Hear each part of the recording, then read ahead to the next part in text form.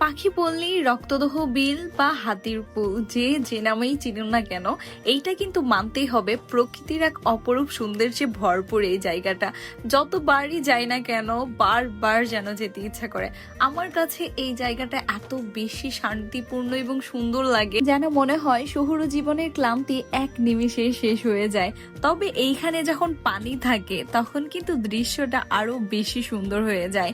দেখুন, ঈদ বা স্পেশাল কোনো দিন না, জাস্ট শুক্রবারের একটা দিন ছিল, তারপরেও কত মানুষ এখানে। আসলে পরিবেশটাই এত সুন্দর যে সবাই চায় যে ছুটির দিনে বা অবসর টাইমে প্রকৃতির মাঝে এই সৌন্দর্যে হারিয়ে যেতে। তবে এই রক্তদহ বিলের কিন্তু নতুন একটা সংযোজন এই ঝুলন্ত ব্রিজ। আগে কিন্তু এই বিলের এপাশ থেকে ওই পাশে যাওয়ার একমাত্র মাধ্যম ছিল নৌকা, তবে এখন কিন্তু এই ঝুলন্ত ব্রিজ হওয়ার কারণে অনায়াসেই এই মাথা থেকে ওই মাথায় চলে যাওয়া যায়।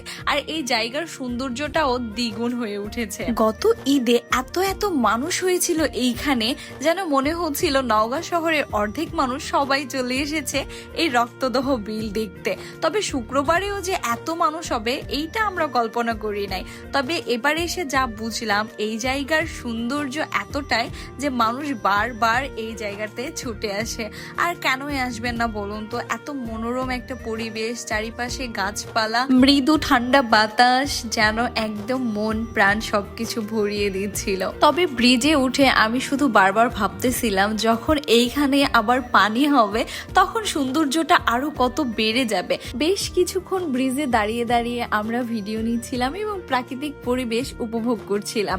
তারপরে মনে পড়লো যে এইখানে তো একটা সেলফি জোন আছে। হ্যাঁ, সূর্যমুখী ফুলের বিশাল এক বাগান ছিল, যেটা ঈদের সময় মানুষজন একদম ভাইরাল করে দিছিল। যেখানে ঢুকতে 20 টাকা করে টিকিট পর্যন্ত নেওয়া হচ্ছিল। কিন্তু দুর্ভাগ্যের বিষয়, আমরা আস্তে আস্তে সূর্যমুখী ফুলগুলা ফলে পরিণত হয়ে গেছে। অ্যাকচুয়ালি সূর্যমুখী ফুলগুলার বয়স হয়ে গেছে এবং বীজ চলে আসছে, যার কারণে এখন আর ফুলগুলা ফুটন্ত নেই। তবে এইখানে সূর্যমুখী ফুল বিক্রি হচ্ছিল 50 টাকা পিস। তবে এখানে এসে যা বুঝলাম, এইখানে কিন্তু একদম টিকটক জোন বানিয়ে ফেলেছে। এখানে সুন্দর করে লিখে দিছে সেলফি এবং টিকটক জোন। এমনকি কাগজ দিয়ে তৈরি করা হয়েছে পাখির পাখা, প্রজাপতির পাখা, যেখানে দাঁড়িয়ে দাঁড়িয়ে সুন্দর সুন্দর ছবি তোলা যাবে আর কি। সব মিলিয়ে কিন্তু অসম্ভব সুন্দর একটা পরিবেশ। গ্রামের মধ্যে এত সুন্দর একটা জায়গা, একটু মানসিক শান্তির জন্য এরকম নিরিবিলি পরিবেশই যথেষ্ট। তবে এই ব্রিজের পাশে যে রাস্তাটা, হাতির পুলের যে রাস্তাটা, এইটা কিন্তু আরো বেশি সুন্দর। এই যে দেখুন, এই রাস্তাটা আমার কাছে এত বেশি ভালো লাগে, অনেক বেশি নিরিবিলি। আমি যতবার এই হাতির পুলে এসেছি, আমি এই রাস্তাটাতে অনেক দীর্ঘ সময় দাঁড়িয়ে বাতাস খেয়েছি। প্রচন্ড রোদেও না এখানে অনেক মিষ্টি একটা হাওয়া বয়। আমি জানি না কেন এখানে আসলে আমার অনেক বেশি ভালো লাগে। আমার মতো কার কার এই জায়গাটা খুব বেশি পছন্দের, কমেন্ট করে জানাবেন। আমার তো মনে হয় নওগাঁ জেলার মধ্যে যে কয়েকটা সুন্দর সুন্দর রাস্তা আছে তার মধ্যে এইটা একটা অন্যতম।